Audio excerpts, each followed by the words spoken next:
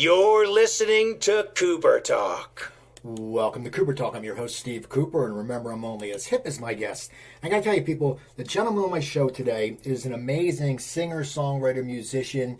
He has a big show coming up, a live stream show on December 19th on sessionslive.com. And through my research, I read that I think he's a big hockey buff, which I want to talk to him about because I'm a big Flyers fan.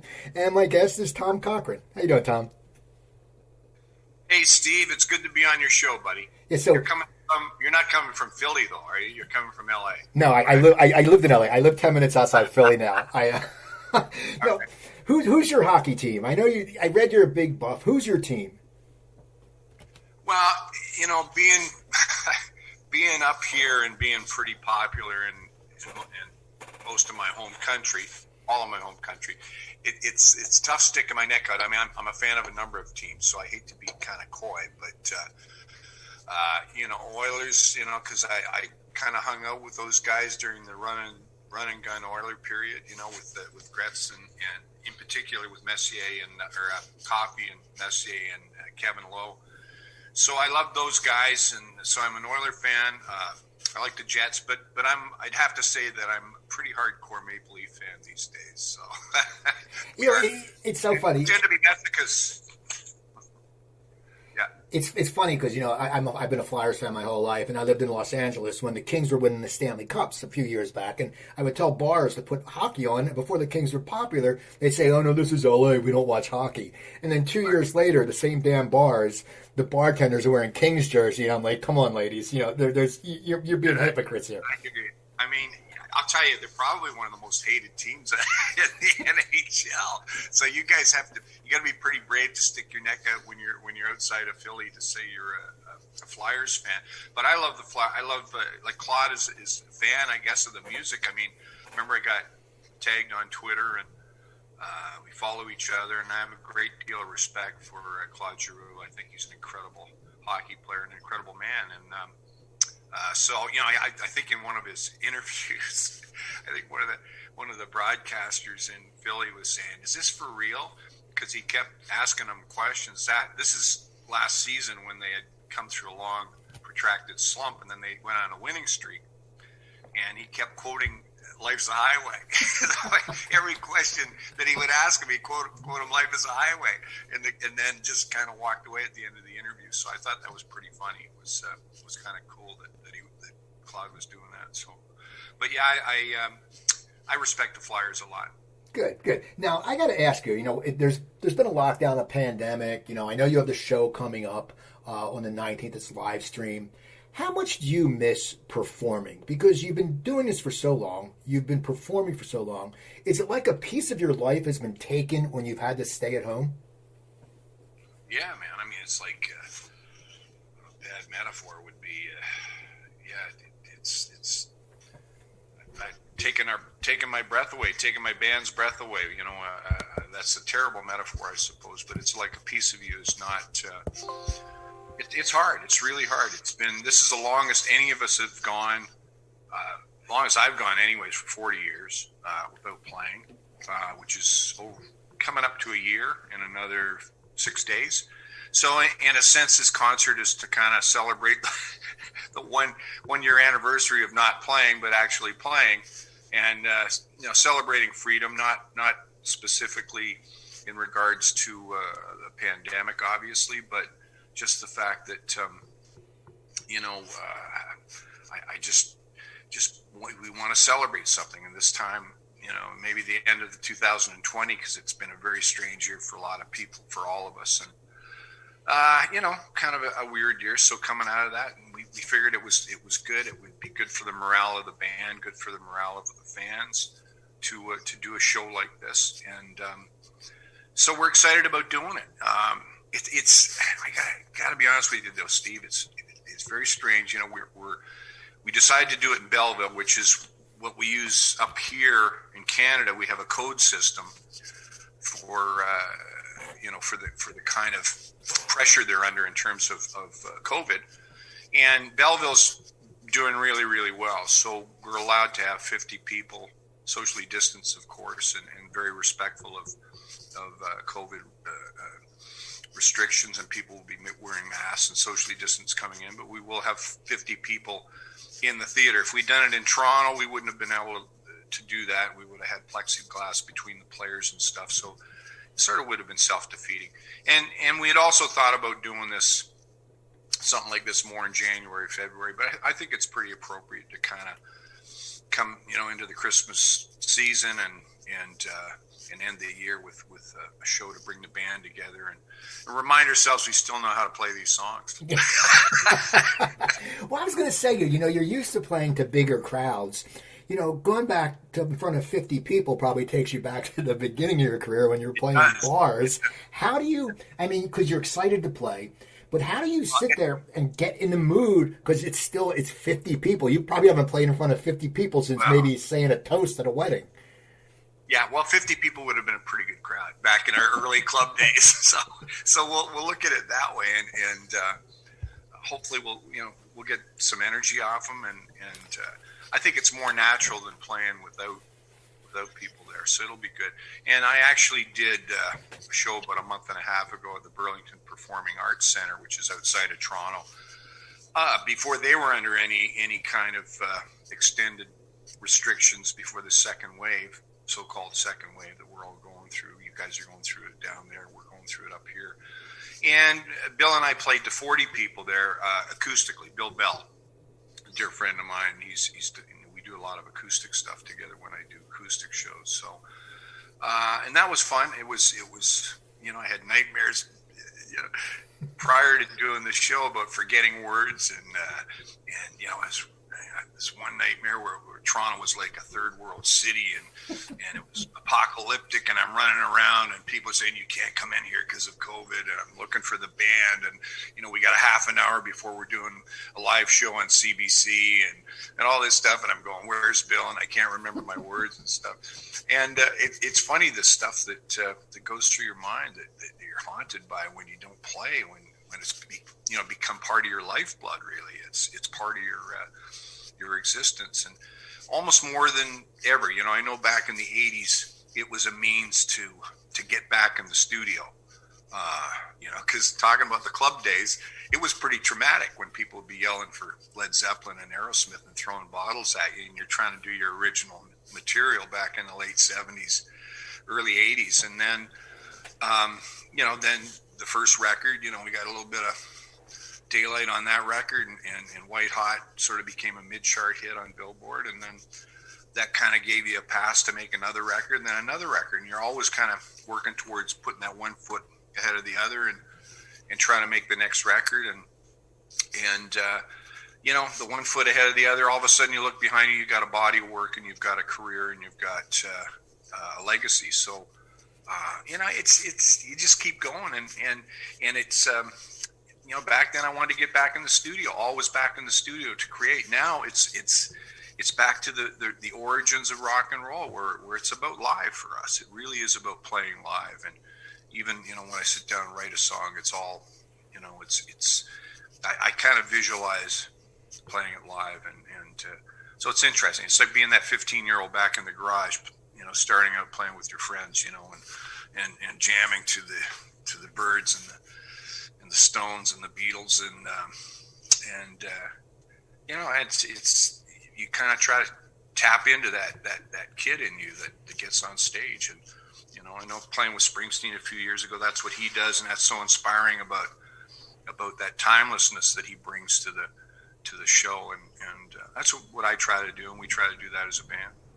Now, what made you pick up the guitar as a kid? I mean, I always think growing up in Canada, it's a lot of hockey. Like here, it was a lot of football. I sucked at football. I sucked at guitar, so I ended up doing stand-up comedy later in my life. But what made you pick up the guitar for the first time? You know what, Steve? I got to be honest with you. Everybody was in a band. I wasn't particularly good at football. I was I was a pretty good hockey player. Played in, a lot of junior teams, pee-wee teams, bantam, midget, and then music kind of took over, and all of a sudden I realized I think I sold my dad's train set when I was about 11, and I got my first guitar. It wasn't a particularly good deal. Got ripped off on that. I've never been a good businessman, and but I bought my first guitar, and then I realized I was pretty good at and making, writing poetry, and I kind of merged the two, and it seemed like everybody was in a band. We used to have battles of the band in junior high school and all that stuff, and I just kind of, I don't think I was ever the best at what I did. There's so many guys that were really good at duplicating whoever it was that they were trying to play like, whether it was the Kinks or Deep Purple or the Beatles or the Stones or whatever. And I always sort of had a quirky, if I tried to do a cover song, I'd always end up forgetting the words and making up my own. So that's kind of how songwriting works. You try to do stuff maybe like the people you admire, but it always turns out kind of like something that you invented. Now, and so there you go. Now, when you were songwriting at that age, was there a direction you wanted to go in? Did you want to go more folky, acoustic? Did you want to go rock? What was your, as you were writing songs, because you said now you visualize them, playing them live, so you've been playing for a long time, so you know how to do it. But back then, I was totally caught up like everybody was with the Beatles. I mean, the Beatles really captivated me. Prior to that, I would listen to a lot of Motown stuff because I had older sisters, and that's what they listened to.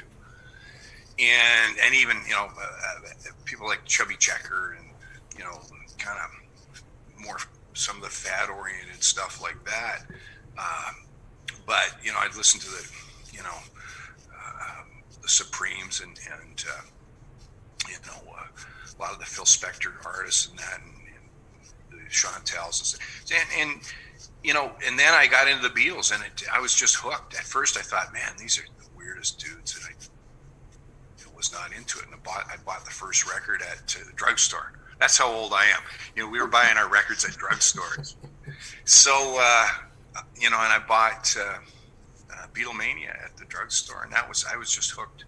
And so the Beatles, then after the Beatles, then I got, into the Byrds, and the Byrds were just huge for me. And then, of course, Bob Dylan. So I think Mr. Tambourine Man, I think with Bob Dylan and that whole wave, it really made me realize that this was something I wanted to do. It was more than just, writing, boy, girl love songs. There was a way of writing with a lot of depth, and I wanted to become a journalist. And I saw a way of kind of melding the two and telling stories in songs, and not just one-dimensional kind of pop songs that you could explore different subjects. And of course you can hear that in a lot of my stuff now, whether it's Lunatic Fringe or White Hot or Big League. These songs have narratives to them, and they kind of go beyond standard subjects of boy, girl, and love, and that, which are relevant too, and I do my fair share of those songs. But it started to fascinate me from an early age at the possibilities of taking the music and songs in different directions and having impact and getting people to feel and think and through the music, and that was kind of important to me. Well, you mentioned Lunatic Fringe. How did Red Rider get together? How did you guys start up? Well, I prior to Red Rider, I was in a band called Harvest, because I'd be remiss if I didn't say after Dylan, the band, we were huge band fans, and my late friend Dean Cameron and I, we started a band, and we called it Harvest, and we did a lot of band material, a lot of Dylan material. I remember getting thrown out of a club in Gananoque, Ontario. Kids are running out of there going, "Don't go in there, a country band," because that's how they perceived of the band's music. Because, and we did that. We did Crosby, Stills, Nash & Young. So a lot of folk-based stuff. And I didn't really acknowledge that until later. And then I started playing coffee houses a few years later. But, it was the band. The band, we dressed like them. We acted like them. We had black shirts, before black jeans even came on the scene, we were dyeing our jeans black. I even got a blood infection in one of my legs from the dye of these black jeans that we dye with Rit dye, and really tight jeans and hunting boots, and that was kind of our look. And it's funny because all the kids, man, so many of the kids were into Zeppelin, and they were into a lot of the British bands, and there we were doing our country rock, folk rock band thing, and roots music, and but they respected us nonetheless. They kind of thought, man, these guys are really weird, but we don't want to mess with them because they kind of look mean. They look so odd. We don't want to mess with them. They look very odd. So, in kind of a heavy way. So, and the band really appealed to us because it was we just kind of naturally were attached to that basic kind of rootsy, this other world that existed back in the 1800s. It was more of a frontier world. I mean, that kind of really attracted us, and we loved the country, and we used to go camping, and Dean's family had a cabin up north and on Eagle Lake and stuff, and we'd go up and hang out there and stuff and make our music. So that really appealed to us, and that was a big part of our development.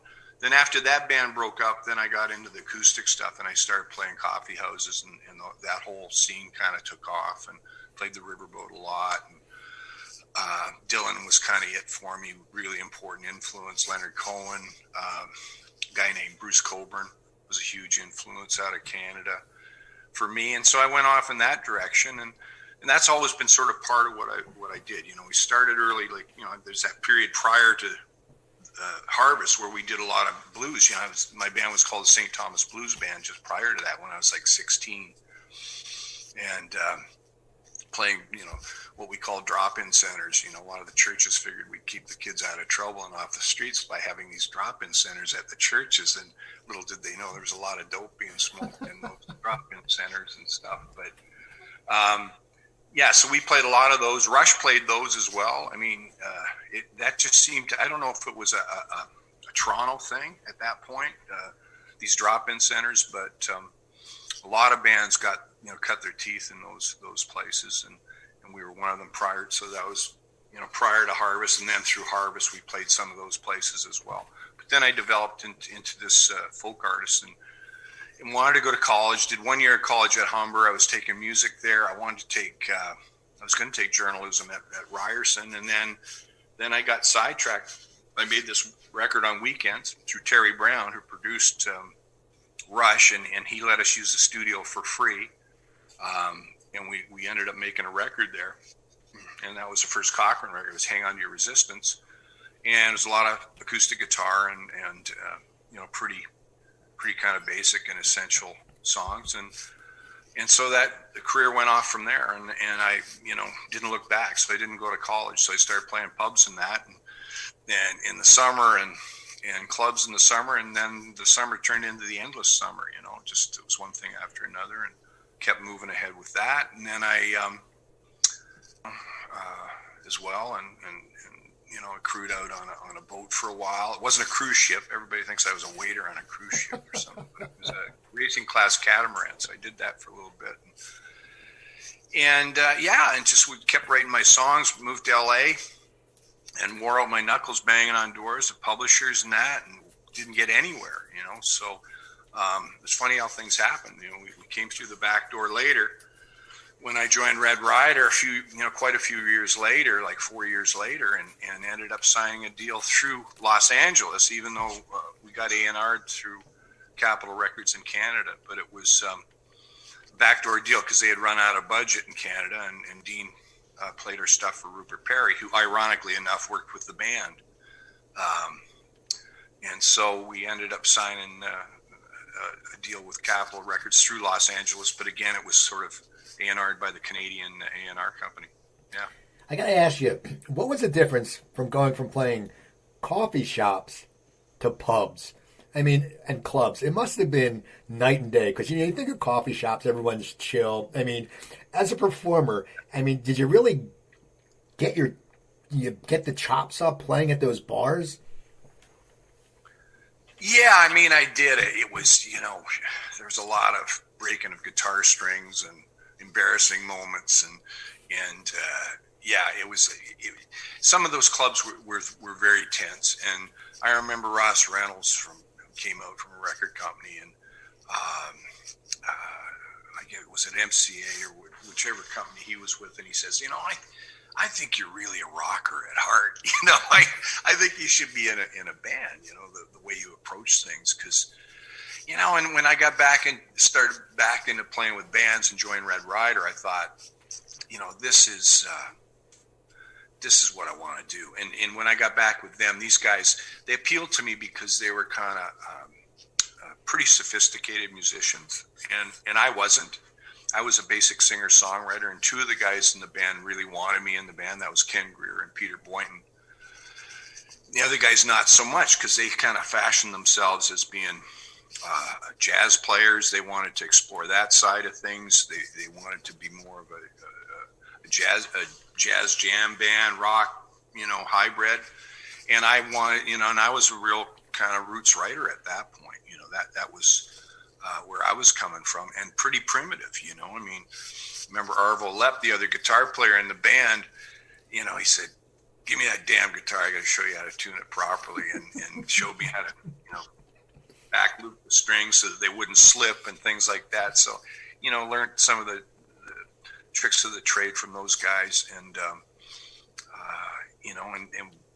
we went through some personnel changes, because a lot of people that we had on bass, and in particular, we went through about 4 bass players before Jeff Jones joined the band, and they wanted to do stuff that was more progressive, more funk, more jazz, and I was pretty basic songwriter. I wanted to, I was a troubadour at heart, and that was the essence of what I did. Now, Lunatic Fringe, that's when I was introduced to you. And, because I'm 57. I was watching MTV, and we saw the video. And the kid, brother. Yeah, and then we all saw the movie because of the Vision Quest.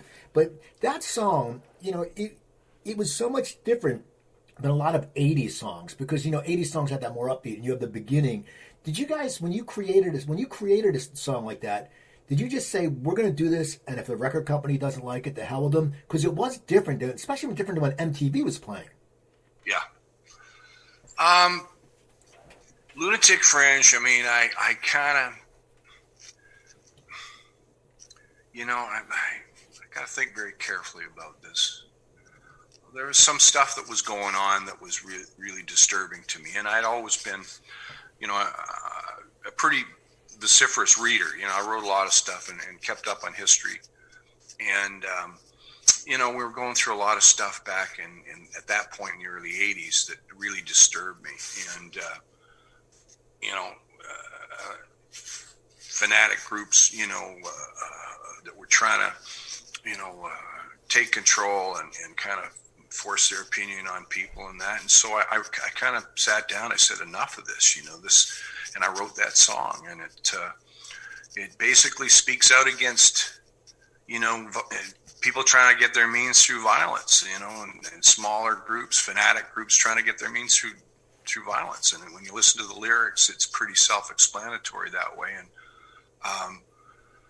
in some ways, it's a weird thing, Steve. It's a dichotomy of emotions for me, because on the one hand, I'm proud of the song. On the other hand, I wish the song wasn't as topical and as important today as it was then. The song says something that's important to say, and says something about the tribal nature of the human condition. And, I kind of wish that we would grow as people in a race and learn how to live together. And it was topical back then. And unfortunately, in some ways, it's still just as topical. It's not a nostalgia piece. But all that stuff aside, I'm very proud of the fact that the song is extremely unique in terms of the composition of it. There's no real chorus in the song. And when I wrote the song, we demoed it, and management and record company, they're all going, what is this? Why don't you just write some pop? Let's get down to making some money. Write some pop songs. And I'm going through a tremendous amount of pressure with this, and we demoed the song. And the night we demoed the song, Fraser Hill, my dear buddy, and known each other for a long time, he was a junior engineer, so he was demoing the song with us, and he came on. He said, "John Lennon's been shot," and I said, "Man, that's not funny. That's a bad joke." And the irony is that in that song, there's parts in there that were influenced by Shaved Fish and Plastic Ono Band, because I was a huge John Lennon fan. And tragically enough, it was true. And I thought it inspired me from the point of view. I thought, here was a guy that, to me anyways, not knowing him personally, but John Lennon was a guy who wore his heart on his sleeve. He let people know how he felt. And there was a certain courage about some of the stuff he was exploring and the music he was writing. And I thought, for better or for worse, this song's probably not going to do anything, but it's going to stand the way it is. And we released it, and of course, the rest is history. I think it was number one for 12 straight weeks on the vaunted AOR chart, and Friday Morning Quarterback and all those trades back then that were the rock trades, The song got kind of steamrolled by the indies back then, that were the hitmen back then, that would give songs the seal of approval, whether those songs would kind of make that transition from the rock format over to mainstream radio. And I think we got kind of squeezed out because of politics. I know that. But anyways, the song still just had a tremendous impact, and then became one of those legacy songs. It's still played a lot down there and all over the world, and the song still has a tremendous amount of impact.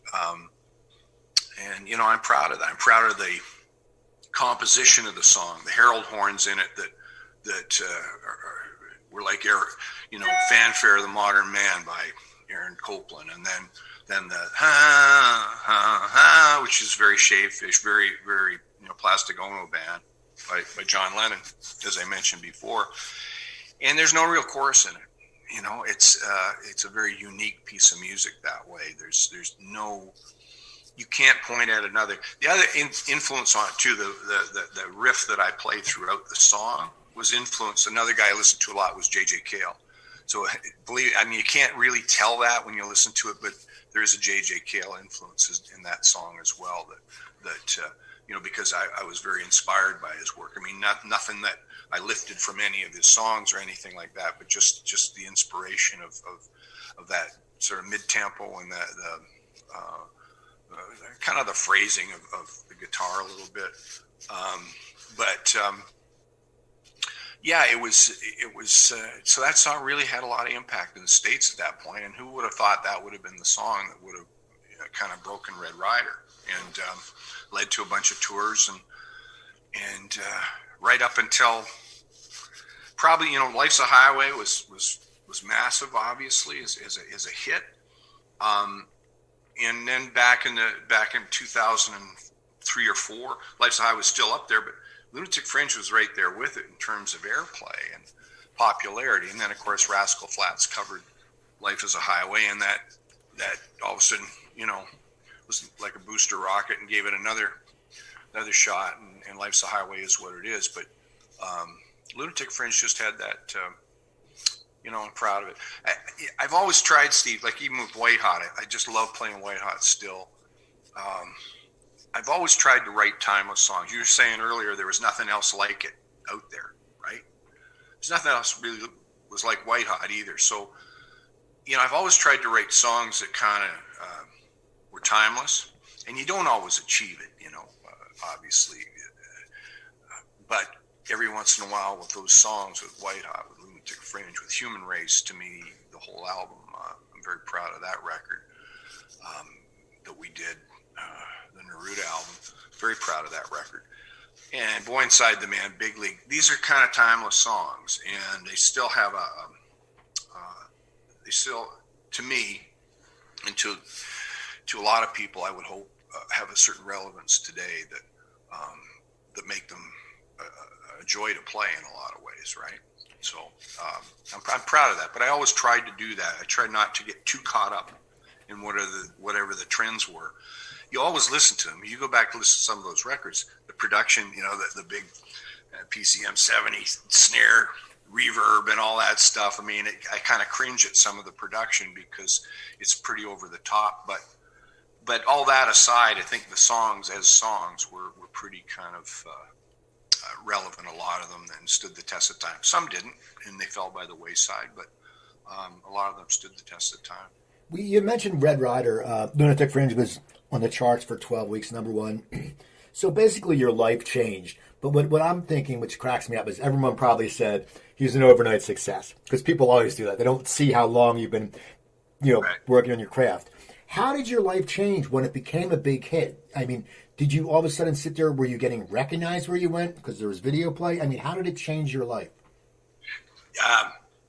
Which, Life's a Highway or Fringe? Fringe. Lunatic Fringe changed so much. Not as much Life's a Highway. Life's a Highway was a whole different thing, whole different train rolling down the tracks, right? But Lunatic Fringe just had that. Like we talked to friends, not to name any names. Well, why not? I mean, Loverboy would tell the story anyways. They used to go on stage to open for ZZ Top, for instance, and have a shower of people throwing stuff at them because they weren't perceived of as being a heavy band. Incredible band. Love those guys. Good friends. As a matter of fact, the whole Madman World Tour, that was Matt Fournette, the drummer from Loverboy, on drums. For 4 years, he was my drummer. Possibly one of the best drummers ever. One of the best rock drummers. People don't realize that. With Spider Seneve on bass. So those guys started a band called Street Heart. But it's kind of, that's another evolution. I mean, Lunatic Fringe was a kind of song that a lot of people respected. I mean, Peter Wolf, we learn a lot from Peter Wolf. Like that touring with Jay Giles was amazing, and I have so much respect for Peter Wolf. And he came into the dressing room in Detroit, Joe Louis Arena, and with 2 bottles of champagne, and very, very polite, nice guy, and we were kind of in awe of him because I really admired Jay Giles, and they were Freeze Frame. It was a huge record for them. It was this juggernaut was taken off for them, and he came in and he said, "Tell me what Lunatic Fringe is about." He was very curious. A lot of people don't know the history of Peter Wolf. He started a DJ, I guess, in Boston, right? And he actually helped Van Morrison get his start. A lot of people don't realize that. Peter Wolf is quite the musicologist and in that. But we learned so much touring with those guys. But that aside, we could go out, we could open for ZZ Top. We could open for heavy bands. I remember being with Allman Brothers stuff. And bands that a lot of artists would get booed off the stage. They'd be perceived of as being boy bands or being pop bands or whatever. But because of Lunatic Fringe, there was this element of, okay, we're going to listen to these guys, and so it kind of had that gravitas to it, it had that weight to it, that song that people went, yeah, okay, well, this is heavy shit. So, so it just, I remember we played it at West Point and we didn't know what was going on because the audience was like quiet and attentive, and we finished and it was like, wow. Hats were being thrown in the air and stuff. They were so into it. They were just like, it was. But we thought, well, we're playing. We didn't know what to think because the crowd was so quiet and they're all sitting down, kind of politely and stuff. But it was the song just had that weight to it. So it didn't. We could play with any band. We could play on any stage with any artist, and people would kind of give us that room and not kind of judge us, and I don't know if that would have happened without that song, Now, Life is a Highway is a huge hit, a mega hit. When you released it, did you think it would be a mega hit? And then once again, how does that change your life when you have, Lunatic Fringe was a hit, but Life is a Highway is a mega hit? I mean, Right. What did you think when you released that song? Was that the original single that you were going to come out with, or did you what happened? Yeah, I mean, the song was a sketch for a long while. Kenny and I kind of went through a change there where we hadn't And it was actually very John Lennon-ish kind of a sketch. And Kenny kept saying, "No, we can't do that. It's too poppy for us." And I kind of went through this period, after, Tears Are Not Enough. So we went through this whole period during the Ethiopia famine when We Are the World and Tears Are Not Enough was kind of the Canadian equivalent of that, and Burton Cummings was on it, and Neil Young, and kind of a Canadian who's who of artists were there. And I was kind of included begrudgingly by Bruce Allen because we had broken up with Bruce Allen. It was, a bit of an acrimonious split. We get along now when I see him and stuff, but and I kind of, like I said, I've always been interested in history. I've always been interested in the world. I thought I wanted to be a journalist and a foreign correspondent in particular, because I thought that was nothing cooler would be to go to troubled parts of the world and kind of report back what was going on and go to some of those places. And I thought more and more about it. And so I just got involved with World Vision at that point, by sponsoring a child. And I was impressed with the work they did. I researched it a bit. My wife and I, Kathy, at the time, did this.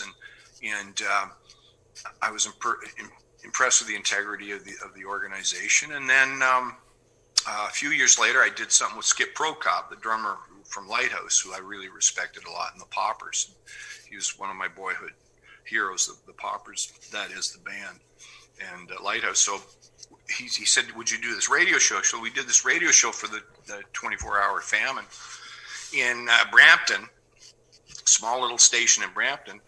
And we did that, and I went and did that. And then a year later, Terry David Mulligan, a broadcaster from up here in Much Music, said to me, which is equivalent of MTV in the States, said, "Do you want to go to Africa with World Vision?" So I went to Africa, and we went to about 6 countries, some war zones. And it was, I think it was pretty upsetting. It left scars on my psyche. Anyways, long story short, I got home. I was trying to deal with this experience of what I went through in Africa and seeing people die in front of me and stuff. It was a pretty heavy experience, and I'm trying to process a lot of it, and I'm thinking about it. And I thought, one morning, I used to get up at 3-4 in the morning and go down to my little shed, my studio in the shed. So I got up one morning, and I needed something positive to pull me out of this funk that I was feeling after the trip. And I sat down and I wrote the first verse, and I sung the first verse, and that is the first verse that is on the single. We never changed it in the studio. And I sung it that morning in that studio. And I wrote that song. I finished that song based on that sketch I had. And then basically it became what it is. And I felt better about it. It was like a pep talk to myself to pull me out of this funk that I was in. And I felt instantly better. And I've often said that as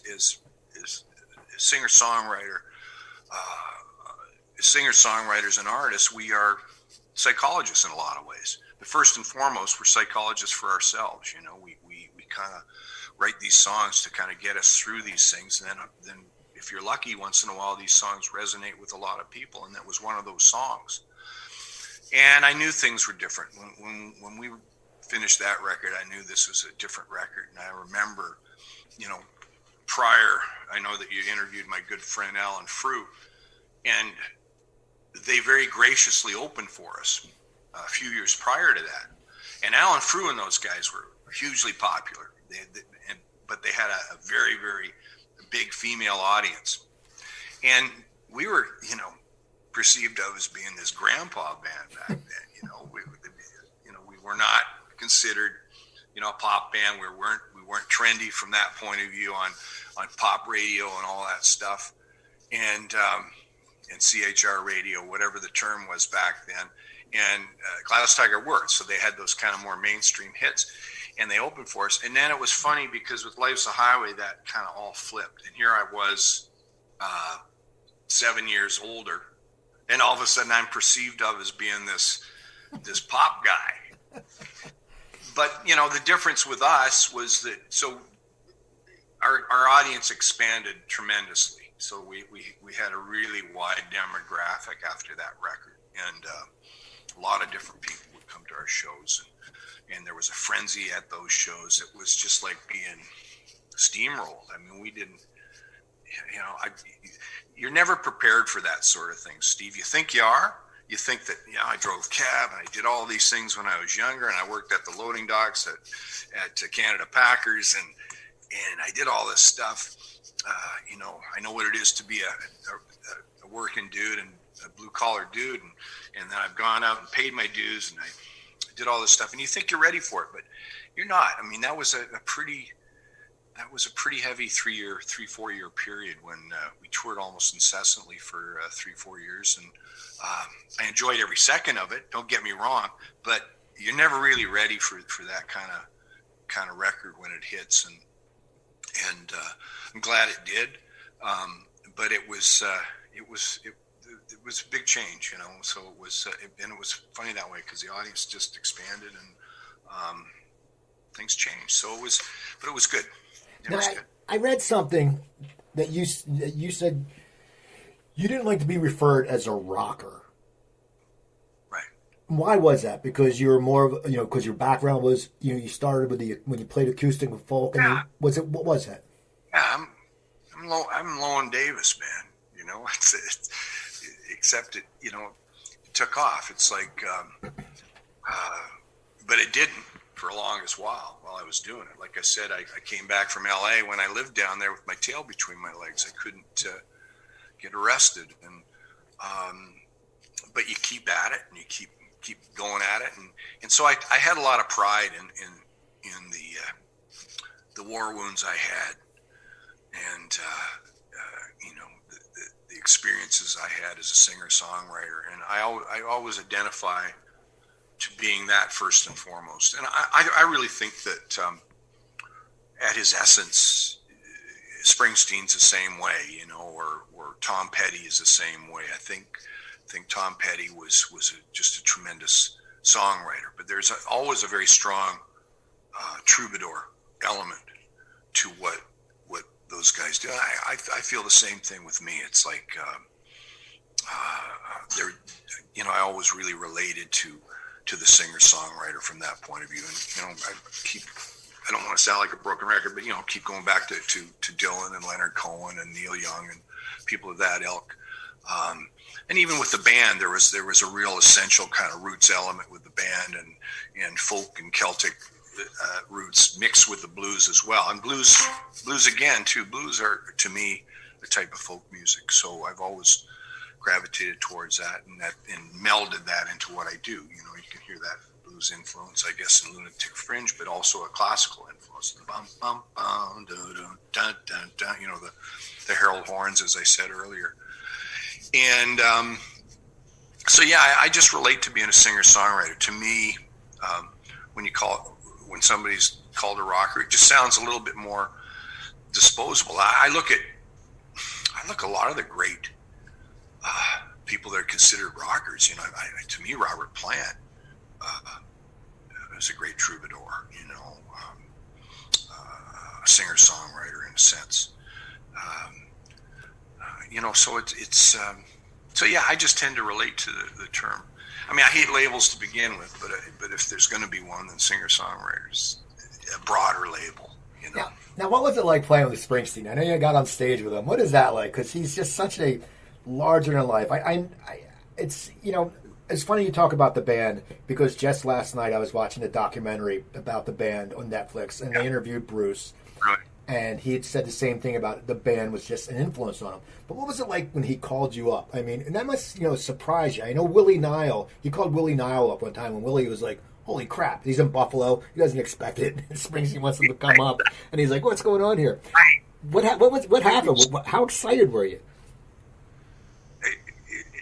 Incredibly excited. I mean, to me, it's like, again, Bruce isn't that much older than me, but a little bit older, and that record, I think as a performer in particular, he was such an inspiration. I often have compared him as a hybrid between James Brown and Bob Dylan, and somebody else said it, so it, obviously something that's pretty self-evident. But to me, he just brings so much to it, 150% of his energy and his passion to the show. But he walks the walk, you know, he's who he is. We come off stage, and somebody told me, you know, Bill Sainamore, who was their keyboard tech, who used to be our keyboard tech, said to me, you know, Springsteen's got this little portal on stage that he can watch the opening acts through. You know, he's essentially a music fan, you know, as we all are, right? If you're honest about it. And to me, I just looked up to him so much. That you know, Born to Run was such a seminal record. Darkness on the Edge of Town had a big influence on me. He was inspirational, and the energy and the positivity he brought to it kind of got me out of sort of a hey, holding my back to the audience kind of posture that I kind of got out of. He kind of set the stage. I really think, you know, I never saw Ray Davies play back in the late 60s, early 70s, but we toured with them. As a matter of fact, I remember the Spectrum show was particularly powerful in Philadelphia, mentioning Philadelphia with the Kinks. But you wonder, I think everybody was a bit influenced by Springsteen at that point in their performance. You know, even Ray Davies, like, what a performer Ray Davies was. So I learned so much from him. And I think Springsteen left his mark on everybody that way, that man, you can't go out there and just give it, you know, 60% at any time. If you want to be doing this, you better try to bring it like this guy brings it. And only Springsteen can bring it the way he brings it, but you got to try. But anyways, you know, getting back to that 15-year-old, he reminds me of being that 15-year-old in the garage. When he hits that stride, that trance, it's like he's that 15-year-old in the garage playing with his friends. There's that youth about what he does, that youthful energy about what he does. But when he called me up, I mean, he did a 15-minute version of Twist and Shout. Who can do a 15-minute version of Twist and Shout and hold everybody's interest? I mean, come on. It's three simple chords, and he just didn't want to go off. And he's soaking wet, and it's just like, his road manager, might have been Landau. Landau was there, but he said, when Bruce does this or that, go over to his mic and sing on his mic. So I went over and I was singing on it, and it was wonderful, man. It was, you could feel, he's one of those guys that just radiates that energy, and you feel that energy off some people that just, you're drawn in by that energy, and to be that close to him, be singing with him, he just has that power. He gets off stage, and it's cold. This is in Moncton, big venue, Magnetic Hill venue. He comes off stage. He puts his arms around me and Kathy, and he's just laughing like Santa Claus. He's going, was that a good time? And I'm just in awe. You know, I'm going, man, it's just such an honor being up there doing that with you. It's just, you know, I can't tell you. And then I told him, and he wanted to talk, and I said, he's soaking wet, and it's cold. Like, it's probably 50, you know, low 50s or something. The temperature dropped pretty quick. We're near the ocean and that. And I said, Bruce, you better go get changed. I don't want you to get sick. And he looked at me and he goes, thanks, man. Thanks. And he grabbed me and he hugged me, and off he went. And he just, the humanity of the guy, you know, it was almost like he was going, wow, that's really you're being considerate to me. He was saying back. That's the vibe I got from him. And that's what Kathy said to me. She said, you know, I think he was really kind of verklempt that you were thinking about him not getting sick and stuff. And because he would have stood there and talked for half hour. He just had that feeling, you know, he just was there. So it was just great energy. And I know what Bill said earlier, he was looking through that little portal when we were on stage doing our set. And Bill said, come on, guys, get over here. This is the guy that did Lunatic Fringe. They did Lunatic Fringe. So he was like a kid going, I got to check this song out. You know, I've never seen them do this song, right? So that was pretty cool. Yeah. But it was a great honor kind of working with the guy. He's just one of the seminal artists. To me, one of my top 3 or 4 artists for sure. Now, you said he was the humanity. Well, you're a big humanitarian. Tell me how you got involved. I mean, I know you got an award from Canada. How did you get involved in all your humanitarian work? Was it starting from from the Africa experience that led to Life is a Highway? Yeah. I mean, I think that whole Ethiopian thing and, all the hoopla around We Are the World and Tears Are Not Enough and all that stuff, it just made me start thinking about stuff more. And I had kids, they were young kids at that point, Cody and Evan. And, you just go through that phase. You really do change when you have kids, You have kids, Steve? No. Yeah. So, but you do change. If you have, I got a buddy his wife says he's an artist and he's my age, a little bit younger. And she says, why would I have kids? I've got John. He's all I can handle. But it just kind of, I just thought of them a lot through that experience. And that's when I started exploring the possibility, and that opportunity came up to go to Africa. And so I did that. And later, we did something back in the, after the tsunami thing in the 2000s, and we did Canada for Asia, and God bless him, like Alex Lifeson was front and center, and the two of us kind of spearheaded that. And, I just did a lot of work with them, but primarily with them, some with I've been very supportive of War Child and Amnesty International. I respect a lot the work they've done, and there's a lot of good organizations. When we did Canada for Asia, we incorporated a number of agencies, NGOs, we call them, charity organizations that do worldwide relief work of different kinds. And so I just, it was something that interested me. Like I said, I wanted to be a foreign correspondent. So in a sense, I could be a voyeur going out there. But when I got out there, it was just so humbling seeing all these people that it's their life's work to be working in some of these countries, whether it was Ethiopia or Mozambique or wherever we might be in Rwanda, Malawi. And, we'd be in there for a few days or a week or maybe a week and a bit, and then we go home. And we leave them on the ground. They're still boots on the ground doing the heavy lifting and the hard work.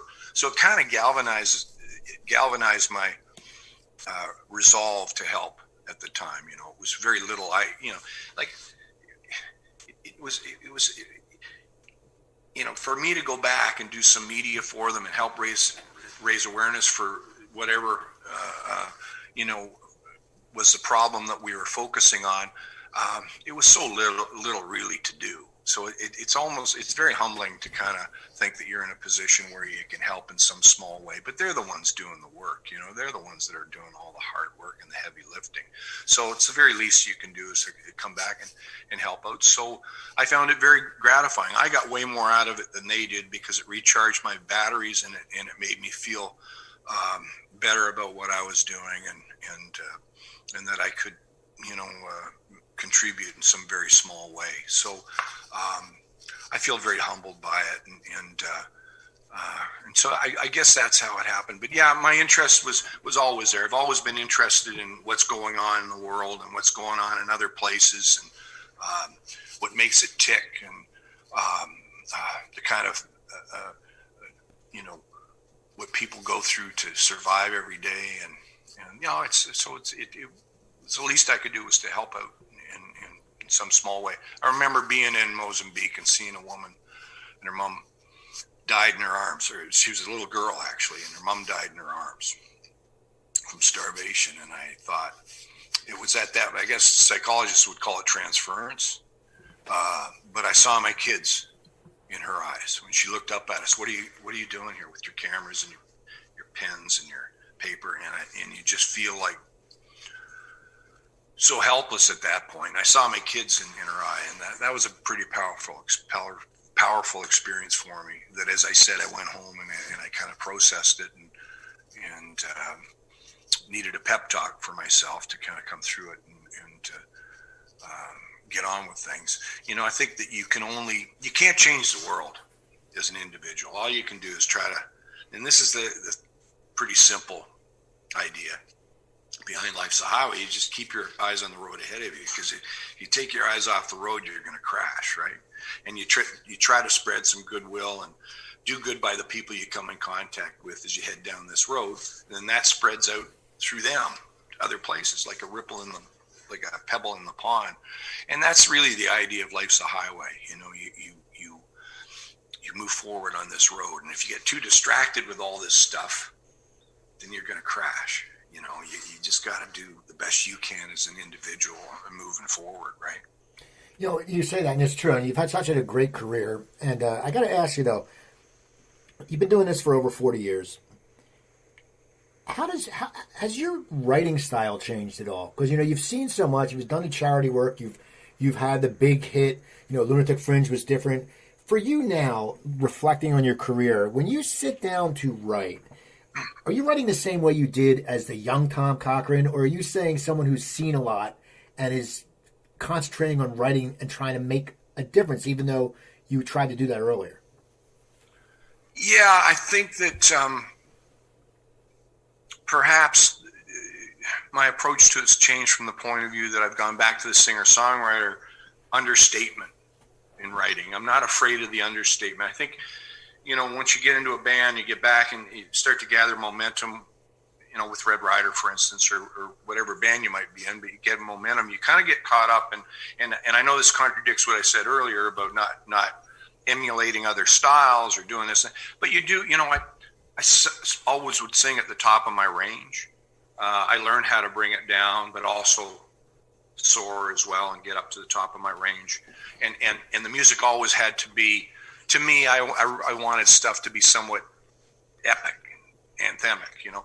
Now, I'm not as concerned with every piece of music being epic. And that was a transitional thing too. I think Neruda was a pretty big step forward for Red Rider, because prior to that, and me as a writer, stuff was sort of a bit scattergun. It was stuff that was over here, over there, a lot of different styles. I mean, there's nothing else on as far as I am that's like Lunatic Fringe. I mean, stylistically and image-wise, I suppose Cowboys in Hong Kong kind of tie into it, but they're different kind of songs. And Ships That Pass in the Night, totally different, right? The strings on it and all that stuff. But, you know, with the Neruda album, you know, there's understated moments, and there's sort of a sophistication about the record, but there's a mystery about the record.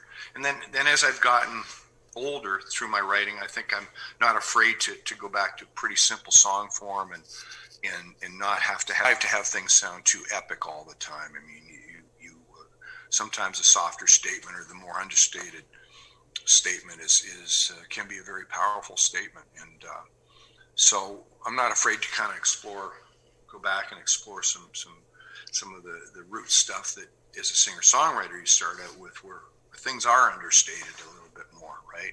And undersung, as opposed to singing at the top of the range. Plus, it's a lot easier on stage if you're not singing at the top of your range for 2.5 hours, right? Now, before we go, I was going to ask you, talking about stage, what can we expect to see on your show? People's December 19th, livesessions.com at 8 p.m. Eastern. What are you going to bring to the crowd? I mean, how long are you going to play? What can people expect? Yeah, I don't know. To me, again, I think it was just something we felt like, you know, I felt initially I wanted to do, and talking to the guys, talking to Kenny and Jonesy, they're excited, you know, they want to play. And so this is as much an exercise of therapy for us as anything else. You know, I'm working on some new stuff. We won't be introducing anything new. We're going to be playing pretty much, you know, a lot of the songs people want to hear. And the choice is ours as to how long we play this set. But I would say we're going to probably play it like our usual, you know, midsummer festival set, maybe an hour and a half, maybe an hour, maybe 70 minutes kind of thing, and play a lot of the songs that people want to hear that they're used to. I won't be introducing anything new as yet, so I don't think so. I mean, I might pull something out and might do a Christmas song at the end of the set. I'm not sure, but we're and again, we're going to have 50 people there. We'll probably play a couple extra songs for them at the end of it. So yeah, and to us, it's going to be a chance to reacquaint ourselves with each other after not doing this for a year. And so to me, it's a necessary process, because who knows? We're hoping, Steve, as we all are. I mean, there's a lot of techs in particular that are falling by the wayside, that are having to try to find other work somewhere else and may never come back to the business. There's a lot of young artists that were coming out with music that aren't really, that don't have, it was a horrible time for COVID to happen for everybody, obviously, but, and so many people lost their lives through it, and have, and unfortunately will, until the vaccine becomes widely distributed. But, we don't know if we're going to play next summer, and we're in a pretty big boat with a lot of artists, right? So, it might be the last time we play for a while. So it's going to be an important show for us from that point of view, and hopefully the hardcore fans that are going to tune in and watch the streaming, and so we're looking forward to it from that point of view. And it's I thought about, like I said, doing it at the end of January or end of February. I said, but no, let's do it now, and then maybe that'll hold us over and hold everybody over until we can get out and hopefully play next summer in July, August. If we don't, we'll be resilient like everybody else, and tough it out like everybody else, God willing. And but we want people to be safe. We're conscious of, like I said, it's weird because there's so many things you have to be aware of going into this, and we want the optics to be right. It's hard for Jonesy and I not to get on the same mic and sing harmonies together, or me to get over there, get in tight with Kenny. But we're going to have to kind of be mindful of some of that stuff for obvious reasons. But it's going to be a fun show. That's awesome, Tom. I want to thank you. I'm probably going to check it out. It's a Saturday night. I'm not going anywhere. I mean, I've been married for a year. Me and my wife don't go out. For our 1-year anniversary, we went up to upstate New York because we couldn't fly anywhere. And we just sit around and she watches Hallmark movies, and I listen to music in the living room. So I'll probably get at the show. But people... No, we're going to have fun. It's Yeah, going to be good. Yeah, well, people, go check out TomCochrane.com. On Twitter, it's Tom Cochrane, MUS. And go to Sessions Live to get tickets. And go listen to Tom's music because it's great. And go listen to some Red Rider and just listen to everything of his. And listen to my shows. You can find over 800 episodes at coopertalk.net. You can email me, Cooper at coopertalk.net. Twitter, it's at CooperTalk. And Instagram, at CooperTalk1. Remember, I'm Steve Cooper. I'm only as hip as my guests. Don't forget, drink your water, eat your vegetables, take your vitamins, and I'll talk to you guys next time.